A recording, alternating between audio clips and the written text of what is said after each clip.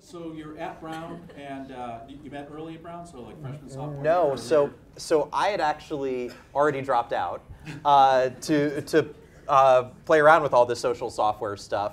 And I'm a few years older than Brian, so he was actually a senior. Yeah, I was. I think we met as a junior, but I was swimming around the engineering lab, and I found Dan, and I think I called my mother, and I said, you know, I think it's probably a good idea that I drop out of school. I met this really cool guy. I know that sounds really weird, right?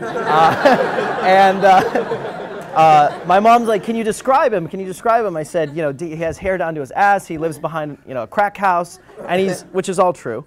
And I said he's an absolute brilliant computer scientist, and he has many of the same ideas I do. And, you know, I think what catalyzed our relationship is we had taken tons of walks. We'd, you know, talk about, you know, every prototype from here to mankind. And this was also true passion stuff. This was before anyone was becoming famous in software. And I really, Dan described it as nuclear winter. And everyone here has to remember there was a bubble. The bubble burst in 1998-ish. And from 1998 till Google, which really started to, you know, sort of, we'll call it catch steam in 2004, nothing happened. Everyone who had, you know, a good background was going into, you know, law school, med school, or banking. There was no one that even thought consumer technology was even remotely interesting. So I went up to Harvard with one of my best friends, and he said, you should meet these guys. And I came back and I told Dan, there's this really interesting project on Harvard campus that's a lot like the stuff we're building. It's called Facebook.